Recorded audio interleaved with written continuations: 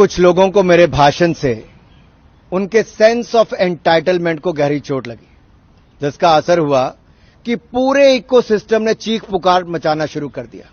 इन्हें लगता है कि सवाल पूछने का हक सिर्फ इन्हें है, क्योंकि ये प्रिविलेज है। ये वही लोग हैं जिनके पूर्वज पिछड़ों को, दलितों को, वंचितों को बुद्धू कहा करते थे। जो दूसरों को बुद्धू कहा करते थे, आज उन्हीं के घर में बुद्धुओं की भरमार है। ये वही लोग हैं जिनके पूर्वज दलितों, आदिवासियों को समानता का अधिकार न देने के बहाने बनाते थे। ये वही लोग हैं जिन्हें लगता था कि कैसे उनके सामने कोई दलित व्यक्ति कोट पैंट पहनकर खड़ा हो सकता है और संविधान लिख सकता है। बुद्धू मैं नहीं कह रहा, बुद्धू तो कांग्रेस के तत्कालीन प्रधानमंत्री श्री राजीव गांधी जी ने कहा था, वह भी सार्वजनिक रूप से सांझ को आंच किया। श्रीमान राहुल गांधी जी, पूरी कांग्रेस जमात पढ़ ले कि स्वर्गीय राजीव गांधी जी ने कहा था, आरक्षण के नाम पर बुद्धुओं को बढ़ावा नहीं देंगे। और नव भारत टाइम्स का ये लखनऊ एडिशन का 3 मार्च 1985 और बाईलाइन थी आलोक मेहता की। इस इंटरव्यू का शीर्षक था, आरक्षण के नाम पर बुद्धुओं को बढ़ावा नहीं। और मैं कुछ लाइनें आपके लिए पढ़ देता हूं, जो प्रारंभिक इसका पैराग्राफ है। प्रधानमंत्री श्री राजीव गांधी की मान्यता है कि संविधान बनाते समय पिछड़ा वर्ग के लिए आरक्षण की जो व्यवस्था की गई, पिछले वर्षों के दौरान उसका बहुत राजनीतिकरण हो गया। इसलिए अब समय आ गया है कि इनके सारे प्रावधानों पर नए सिरे से विचार किया जाए। वास्तव में दबे और पिछड़े लोगों को इस सुविधा और सहायता दी जाए, लेकिन इसका विस्तार कर विभिन्न क्षेत्रों में बुद्धुओं को बढ़ाने से पूरे देश को नुकसान होगा। आई अनकोट। ये मैंने नहीं कहा, ये स्वर्गीय राजीव गांधी जी ने कहा।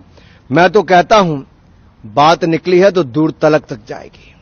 पूर्व प्रधानमंत्री के अति बुद्धिमान पुत्र इस देश को बताएंगे कि क्या उनके पिता की नजरों में पिछड़ा वर्ग बुद्धू था? क्या कांग्रेस राजीव गांधी जी द्वारा दिए गए एक अति घृणित जातिवादी बयान की सार्वजनिक निंदा करेगी? क्या उस बयान के खिलाफ कोई रेजोल्यूशन पास किया जाएगा? जो लोग आज तक लेगेसी की मलाई खाते आ रहे हैं, आज उनके मुंह में सवाल की खटाई पड़ गई तो झूठ बोलकर जगहसाई करवा रहे हैं।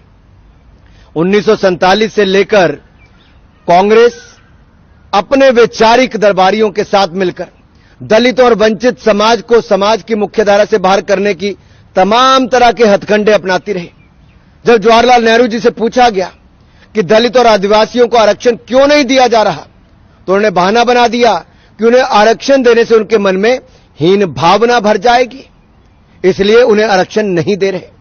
नेहरू जी ने तो अपने सारे मुख्यमंत्रियों को पत्र लिखकर बता दिया था कि वह किसी भी प्रकार के आरक्षण के खिलाफ हैं।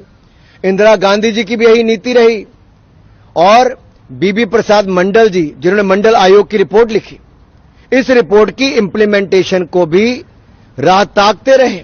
मंडल जी का स्वर्गवास हो गया, लेकिन इंदिरा जी और राजीव गांधी जी ने 10 साल तक इस रिपोर्ट को लागू नहीं होने दिया।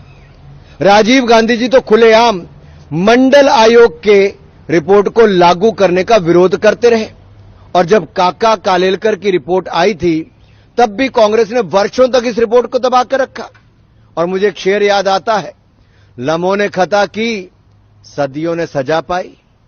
अगर सामंती सोच वाली कांग्रेस पार्टी ने उस समय मंडल रिपोर्ट और काका कालेलकर की रिपोर्ट में कीड़ा में रोड़ा नहीं अटकाया होता, तो आज स्थिति कुछ और होती।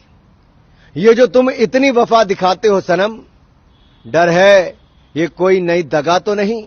पूरे देश में पिछड़ा, दलित, आदिवासी समाज को राहुल गांधी जी के इरादों पर शंका है, क्योंकि ये उसी परिवार और पार्टी के सर्वे सर्वा हैं जिसने आज तक सारी जरना और मर्यादाओं को तोड़कर आरक्षण का विरोध किया। सामंती जब समाजवादी बनने का ढोंग करते हैं तो बड़े खतरनाक होते हैं। और कांग्रेस ने तो मोदी जी के बहाने पिछड़ा वर्ग को गालियां दी, अपमानित किया।